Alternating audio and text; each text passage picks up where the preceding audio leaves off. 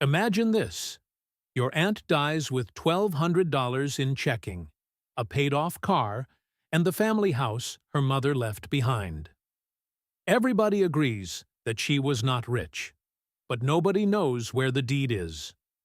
The bank account has no named person to receive it.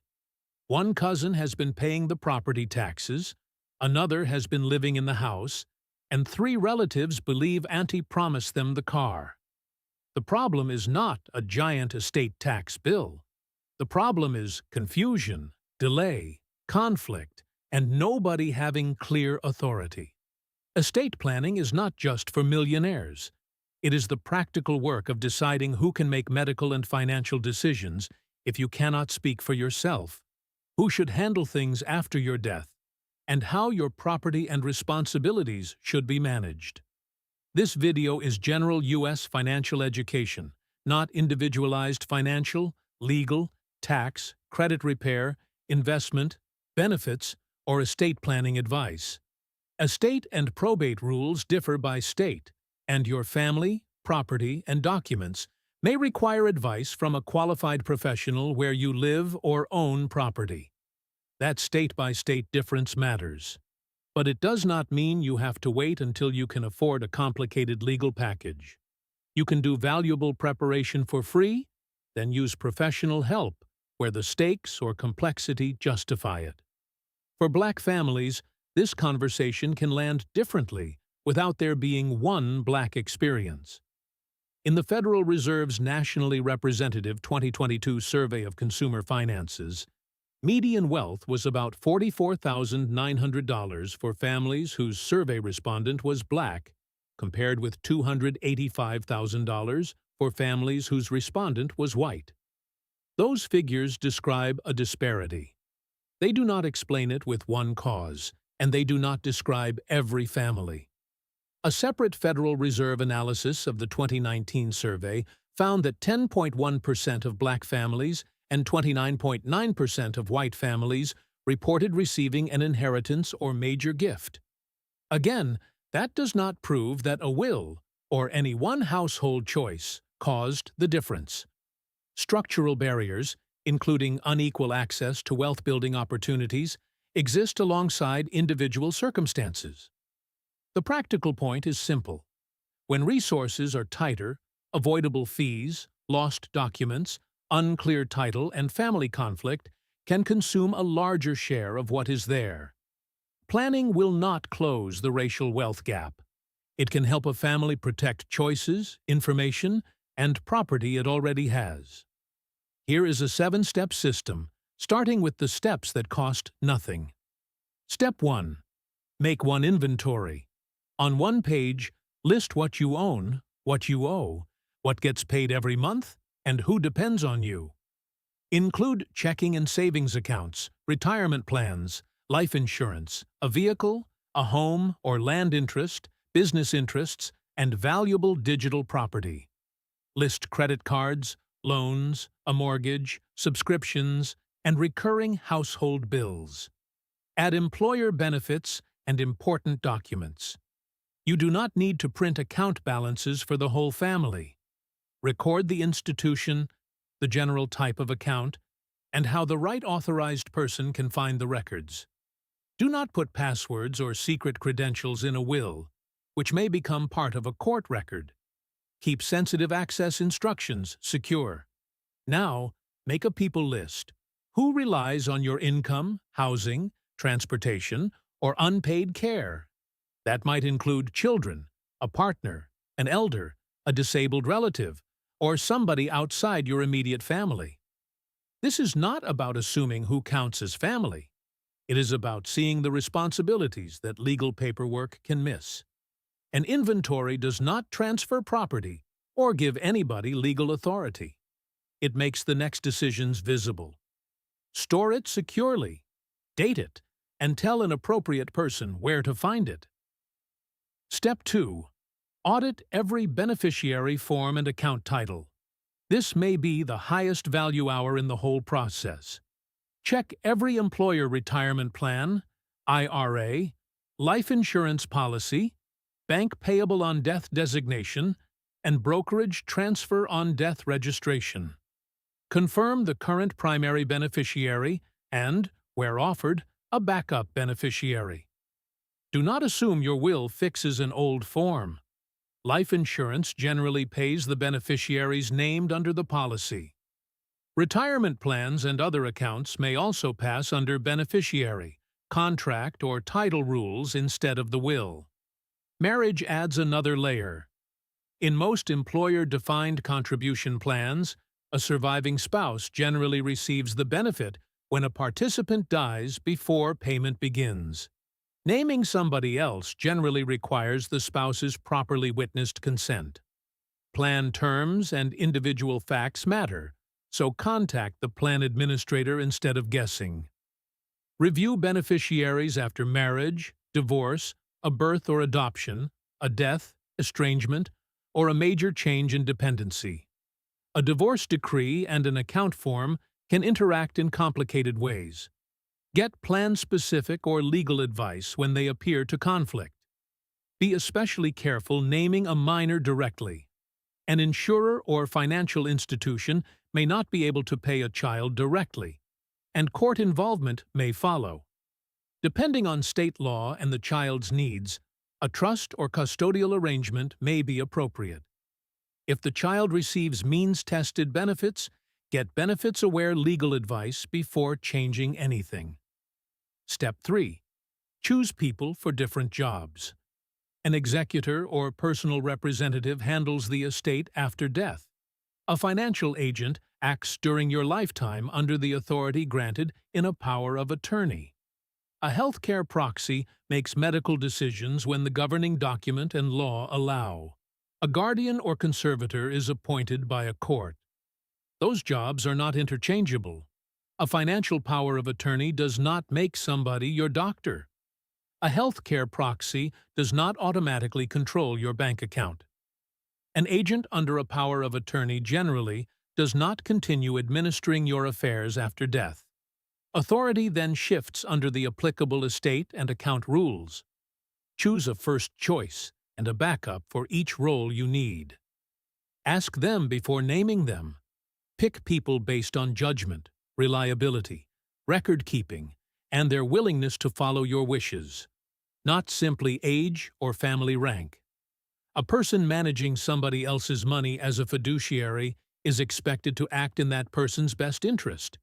Manage carefully, keep the property separate, and maintain good records.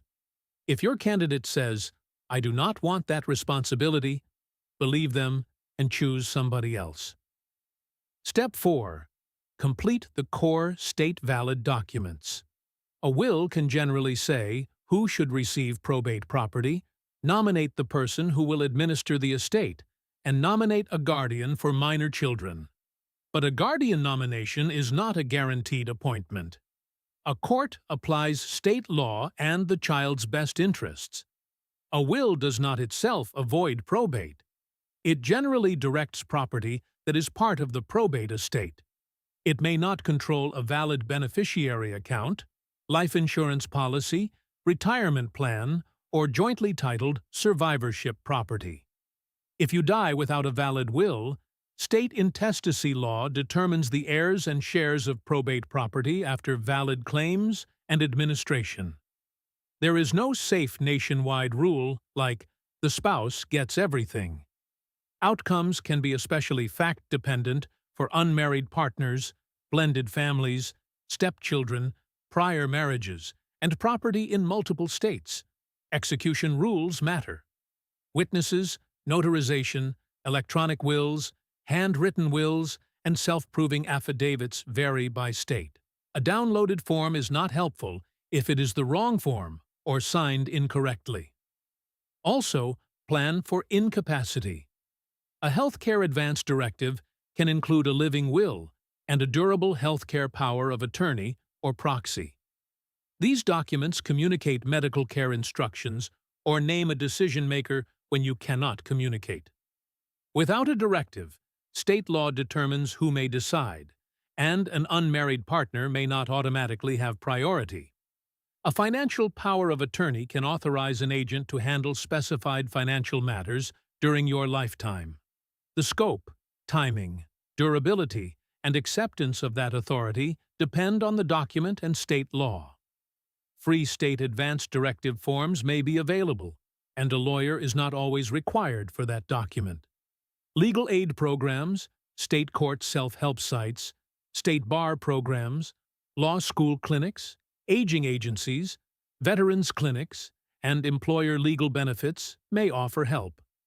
Eligibility, cost, and services vary, so confirm that the form and provider fit your state. Step 5. Treat a home or land interest as a separate project. If you own, expect to inherit, or help manage family land, get the current deed, property tax record, mortgage information, and any old probate documents. Confirm whose name is actually on title. A family understanding is meaningful, but it is not the same thing as recorded ownership. When real estate passes to multiple heirs without clear planning or completed administration, the result can be heirs' property with unclear or fragmented ownership. A co-owner may be able to seek partition. Some states have adopted added notice, appraisal, buyout, or sale protections based on a uniform model law, but those protections do not apply everywhere. Do not just add a child to the deed, because it sounds easy. Adding an owner may create a present ownership interest and can affect control, taxes, creditors, divorce, public benefits, a mortgage, and homestead rights. A transfer on death deed may be available in some jurisdictions, but state law controls how it is signed, recorded, revoked, and treated against other claims. For unclear title, heirs' property, a threatened partition, or property in more than one state, speak with a local real estate, probate, or heirs' property lawyer before signing or recording anything. A federal relending program may help some eligible heirs resolve title and succession issues involving agricultural land through approved intermediary lenders. It is not a universal grant, and eligibility, location, and approved uses must be checked. Step 6. Make a lawful digital and information plan. Inventory, important email, cloud storage, social media, online businesses, subscriptions, rewards, digital currency, and devices. Note what should be preserved, transferred, or closed. Use a provider's legacy contact or inactive account tools when available. Do not tell somebody to impersonate you or simply hand around your master password. State law, the provider's terms, and your recorded consent can determine whether a fiduciary may manage digital property or see the contents of electronic communications. Use a secure method for access instructions and get legal help for valuable digital assets or cryptocurrency. Step 7. Make the plan findable and review it. Tell the right people where the signed originals and key records are stored. Give the appropriate healthcare directive to your proxy, clinicians, and loved ones. Do not hide the only copy of the will in a place nobody can access after death. Review the plan after marriage, divorce, a birth or adoption, the death of somebody you named, a move to another state, a major health change, a home purchase or sale, or a major account change. Advance directives should also be revisited regularly, including at least annually. Now let's work through an example. Assume Maya is a renter and the parent of a 10-year-old. She has $2,400 in checking, a car worth $5,000 with no loan, $12,000 in a workplace retirement account, and a $25,000 life insurance policy. She also has $3,200 in credit card debt. On a simple spreadsheet, Maya's named assets total $44,400. $2,400 plus $5,000 plus $12,000 plus $25,000. Subtract $3,200 in debt, and the rough net is $41,200. But that subtraction does not tell us what happens at death. Assume, only for this example, that the checking account and car are solely in Maya's name with no transfer designation. That is $7,400 potentially in the probate side of the picture.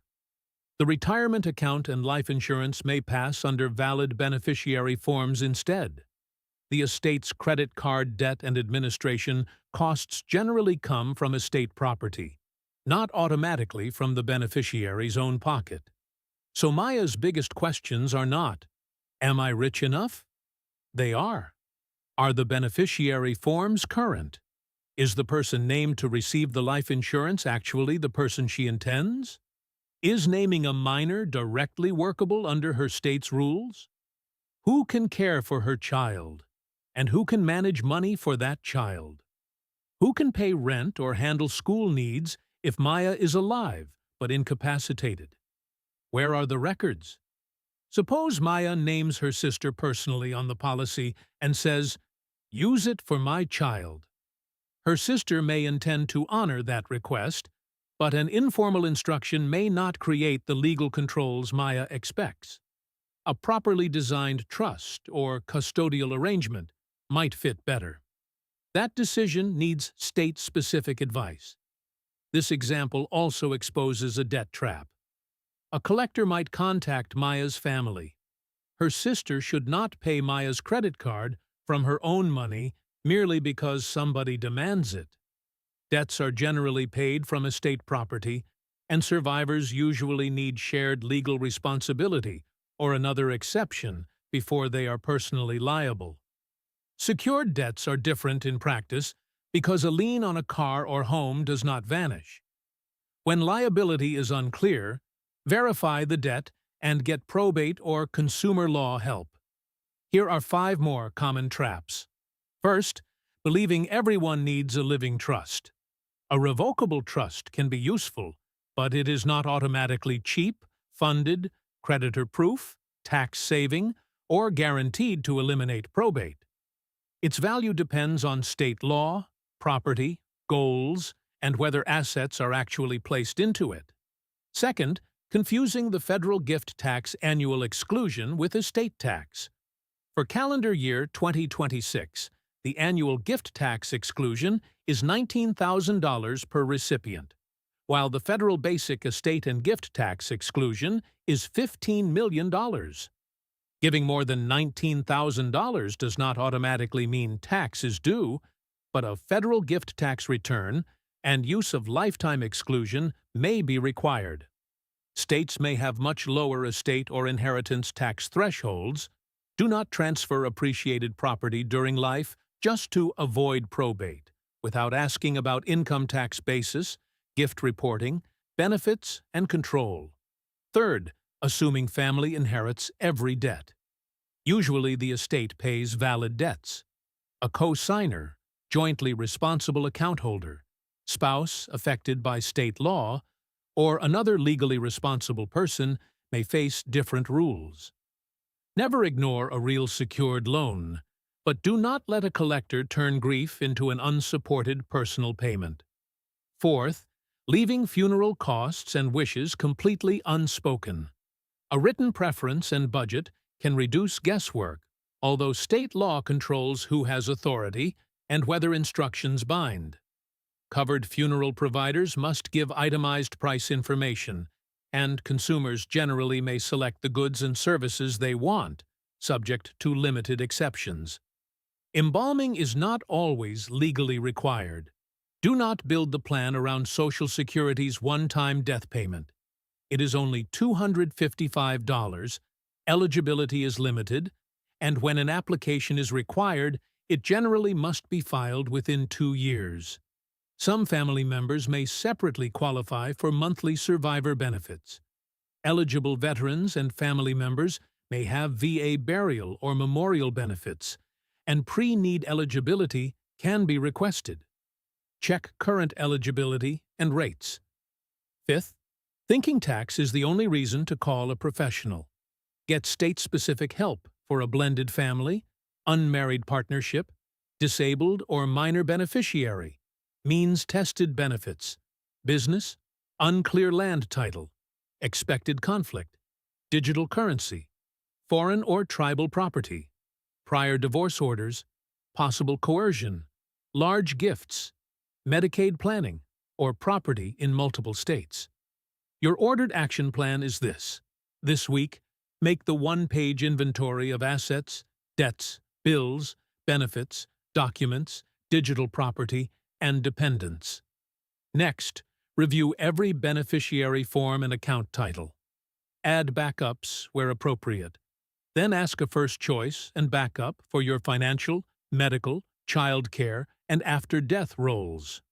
Use current state forms or qualified help to complete the will, financial power of attorney, and health care directive that fit your situation. If a home or land is involved, verify title before changing a deed.